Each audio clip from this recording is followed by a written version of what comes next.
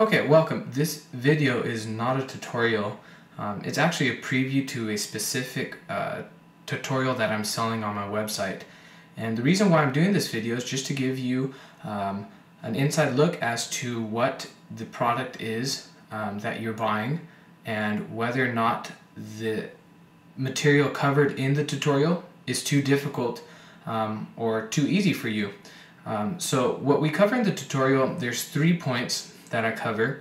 The first is being able to identify your root, third, fifth within a particular scale.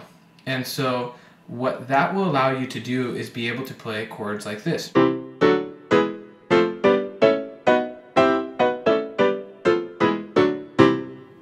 And if you don't know how to play those chords or how those chords are created, the video would probably suit you well.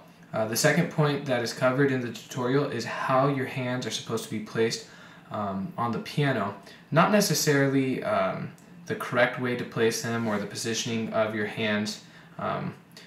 It's more of a systematic approach, and the way that I like to teach it is being able to visually look at your hands and place them in such a way that you can improvise very easily just by changing one note. An example of that may be right here. If you see my placement, there's a specific way that I'm placing my hands on the keyboard so that I could change one note from this chord, which would be this note right here, and I'll change it to this note right here. And so just by changing one note and having good positioning on the keyboard, I'm able to improvise just like this. Watch this.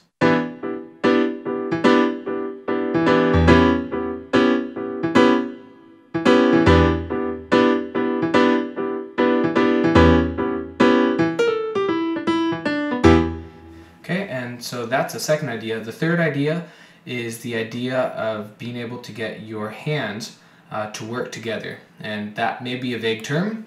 And so what I mean by that is being able to have rhythm independence in your hands. Have one hand do one rhythm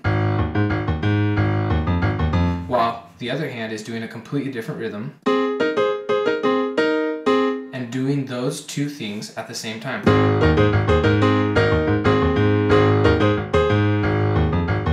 So that song right there is an excellent example of someone who has control of their hands, something that you would definitely want to have if you're learning the piano.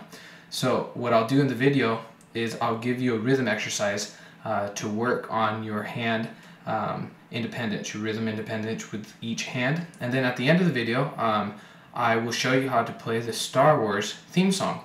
And so with that song, you'll be able to see how the topics covered in the tutorial are incorporated in the song, and then you will have a better understanding of the concepts when they're in context, when they're learned in a song. So I hope that this video gave you some insight into what my specific tutorial is about.